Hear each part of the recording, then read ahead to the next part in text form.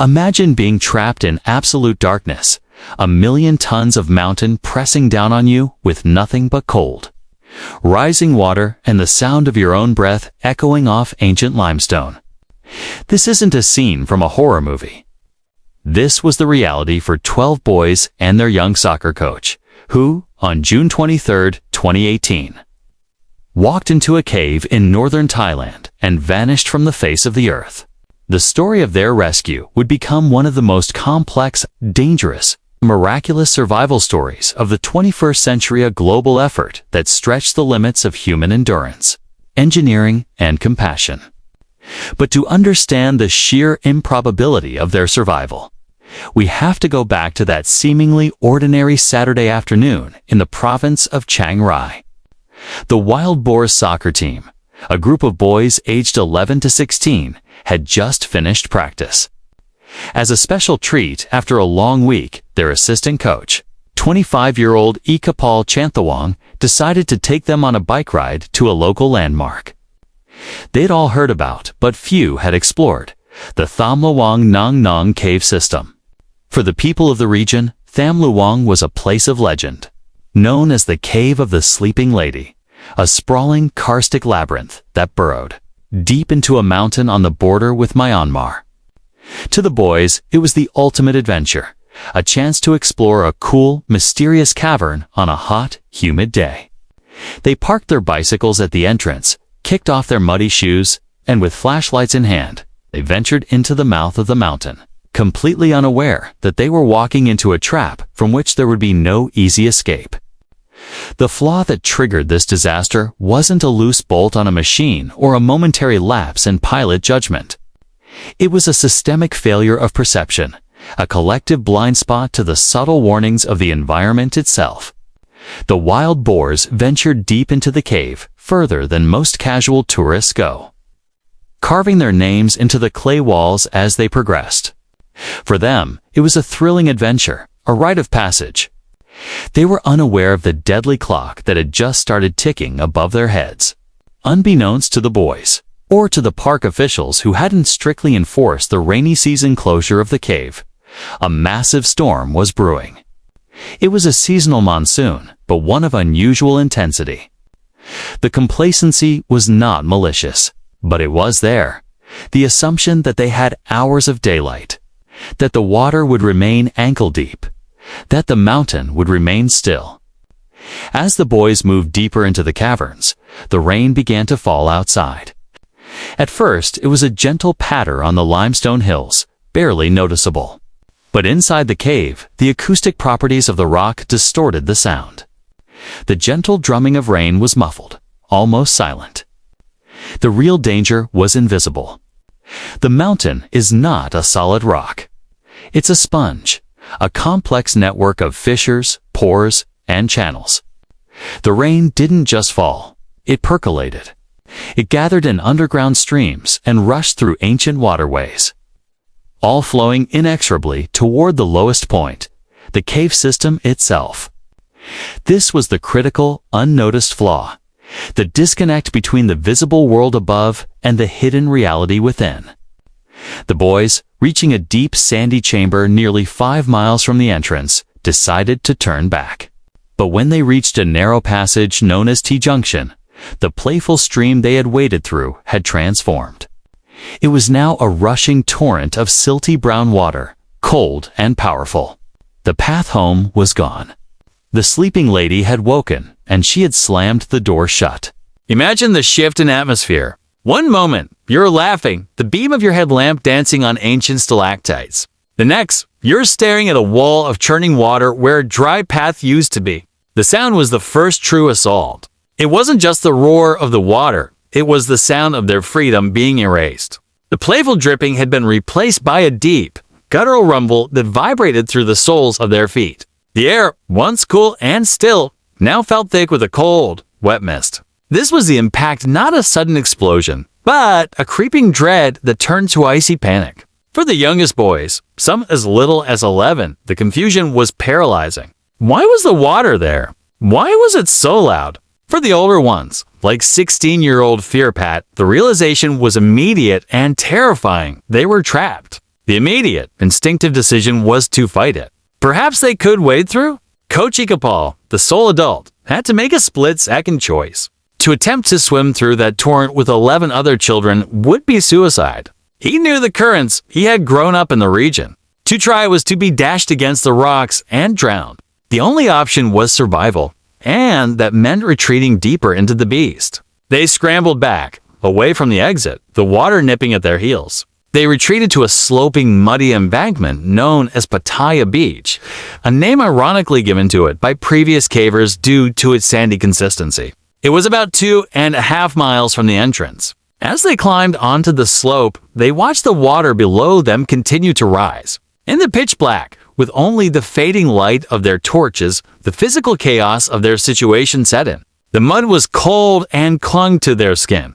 The limestone walls, which had seemed so fascinating, now felt like the walls of a tomb. The silence of the deep cave returned, but it was a different silence now, one punctuated by the terrifying sounds of the unseen water and the quiet sobs of children. In those first few hours, the psychological terror was perhaps the greatest enemy. Boys cried out for their mothers. Some, in their fear, began to shiver uncontrollably. They were soaked, wearing only the thin t-shirts and shorts they had on for soccer practice. There was no food, no fresh water, and the air, while breathable, was heavy with the age of the mountain. Coach Ekapol, facing the ultimate test of his leadership, knew panic would kill them faster than starvation. Drawing on the discipline of his decade as a Buddhist monk, he did something remarkable. He gathered the boys in a circle and told them to meditate. Don't think about eating, he told them, his voice a calm anchor in the storm. Think about the present moment. They dug a small well in the sand to collect fresh seepage to drink. They used rocks to scrape the walls for water. In the absolute darkness, after their torches died, they were left with nothing but their voices and the silent, crushing weight of the mountain. They had survived the initial impact, but the true fight for survival had just begun. While the boys meditated in the dark, the world above erupted into a frantic, desperate operation that would become one of the most complex and dangerous rescues in human history. The initial response was local, Thai Navy SEALs, park rangers. But as hours turned into days with no sign of the team, the missing boys became a national crisis, and then an international one. The fight to survive was now a two-front war, one in the cave, one out. The challenge was absurdly, terrifyingly simple. Find 13 people inside a 6-mile-long cave that was rapidly flooding, with zero visibility and murderous currents. Pumping out the water was like trying to empty a bathtub with the faucet still running. The monsoon was relentless. The key individuals who entered this fight became legends. On the international side, a handful of the world's best cave divers answered the call. Men like British divers Rick Stanton and John Valanthan. They weren't action heroes. They were middle-aged men, volunteers, experts in a niche, dangerous sport. They flew into Thailand with their reels of line and rebreathers, knowing they were likely on a recovery mission, not a rescue. Their fight was against the environment itself. They would dive into the muddy water, navigating by touch alone. Squeezing through passages so tight, their air tanks scraped the rock above and below. It was a claustrophobe's nightmare. One mistake, one snagged line, one moment of panic, and they would die in the black water, their bodies lost to the mountain forever. Then, on the night of July 2nd, 9 days after the boys went missing, the fight for survival on both sides collided in a moment of pure, unadulterated miracle. Stanton and Valanthan, pushing further than anyone had before, emerged from the water onto the muddy slope of Pattaya Beach. They switched on their powerful lights, and there, in the beam, they saw them. Not ghosts, not bodies, but living, breathing children. The boys were emaciated, their eyes wide and uncomprehending in the sudden light. They were perched on a rock in the darkness, having survived 9 days with nothing but water and their own resilience. The moment is seared into history. In the grainy footage, the boys are silent, stunned. A voice thin and fragile breaks the silence. "Teacher, are you outside?" The diver, Valanthan, his voice calm but thick with emotion, replies, "No, we are inside. We are coming. Many people are coming." Many, many people. The psychological toll on the boys in that moment is impossible to fathom. To see a light, a face, after 9 days of darkness, was a rebirth. But for the rescuers, the joy was immediately tempered by a horrifying reality. They had found them. But how the hell were they going to get them out? The clock was ticking. More rain was coming. The oxygen in the chamber was dropping. The boys, weakened and with no diving experience, would have to be sedated and carried out through miles of flooded, razor-sharp tunnels. This led to the most desperate fight of all, the engineering and logistical planning of the extraction. They considered waiting out the monsoon for months, but the boys would surely die. Drilling from the surface was impossible. The only option was to dive them out. This is where the plan became unthinkable. Thai Navy SEALs, who were not specialized cave divers, had to learn the passages. A team of international divers, including Australian Dr. Richard Harris, an anesthetist, devised a plan to inject the boys with a sedative, ketamine, to render them unconscious for the journey. The moral, medical, and logistical weight of that decision was immense. If a boy woke up in the water, he would panic and drown and likely kill the diver carrying him. If the dosage was wrong, he would die. It was a gamble with the highest stakes imaginable. Over 3 days, the rescue unfolded. Each boy was woken, fitted with a wetsuit and a full-face mask, sedated, and then handed over to a team of divers.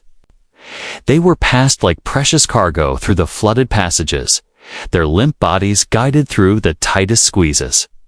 One of the divers, former Thai Navy SEAL Saman Kunan, lost his life during the mission. He died in the passageways, a volunteer who gave his life so that children he had never met might live. His death was a devastating blow, a stark reminder of the danger, but it steeled the resolve of the others. They were not leaving anyone else inside. One by one, the boys emerged from the cave, blinking in the light, wrapped in blankets, and rushed. On July 10th, the last of the wild boars and their coach were free. The fight to survive was over. In the aftermath of the rescue, as the world celebrated, the official inquiry began. The tone shifted from reckless hope to cold, forensic analysis. The investigation, led by the Royal Thai Police and involving multiple government agencies, sought to answer a single painful question. How could this have been prevented? The findings revealed a complex web of contributing factors, not a single villain. The final verdict pointed to a confluence of human oversight and natural unpredictability. The primary cause was identified as the seasonal monsoon rains, arriving earlier and with more force than typical forecasts had predicted. However, the investigation did not stop at the weather. It scrutinized the management of the cave itself. The Tham Luang Nong Non Forest Park had warning signs, but they were often ignored. There was no physical barrier at the entrance, and no strict enforcement of the closure during the rainy season. The inquiry highlighted a systemic flaw in the balance between public access and safety in Thailand's national parks. There was no formal system to track visitors entering the cave, meaning authorities didn't even know the boys were missing until a mother reported her son hadn't come home. The investigation's recommendations were sweeping and permanent, aimed not just at fixing this cave, but at transforming the safety culture for natural attractions across the country and inspiring similar reviews globally. The most significant change was the creation of a command and control protocol for future disasters. The ad hoc nature of the rescue, while effective, highlighted the need for a unified, pre-planned international response system. Thailand has since implemented stricter regulations for all cave systems, including mandatory registration, ranger patrols, and the installation of weather monitoring stations at cave entrances to provide real-time data on water levels. A permanent rescue training center has been established at Tham Luang to train Thai Navy SEALs and park officials in cave rescue techniques, ensuring the knowledge gained in 2018 is never lost.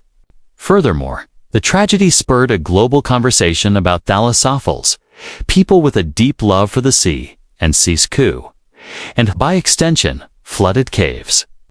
It led to the development of better, lighter, and more reliable full-face diving masks for rescue scenarios.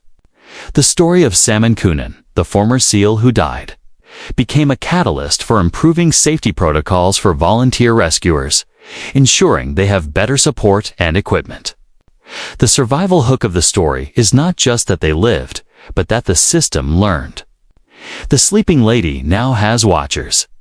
The flaw of complacency has been replaced by a new, permanent standard of vigilance. The rescue of the wild boars remains a powerful testament to the extremes of human endurance and the limits of human compassion. It is a story of how 12 boys, guided by a young coach's wisdom, survived the void by surrendering to the present moment.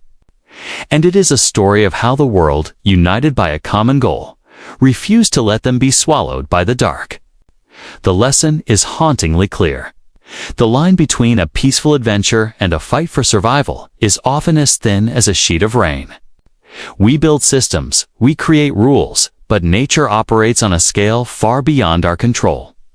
The mountain is indifferent, the water is impartial. Our only defense is respect for that indifference and a preparedness that borders on paranoia. The boys emerged from the cave, but a piece of them, and a piece of all who watched, remains in that darkness, a reminder of our fragility and our incredible strength. And while the world was captivated by the race against time inside a mountain, another team of experts was engaged in a different kind of desperate fight, this time in the freezing vacuum of space. What happens when a multi-billion-dollar machine, designed to be humanity's eye on the universe, begins to fail? And the astronauts sent to fix it face a series of catastrophic malfunctions that leave them stranded with no way home. Next time on Into the Void, we investigate the miraculous survival story of the Hubble Space Telescope repair Machina high-stakes gamble. 350 miles above the Earth,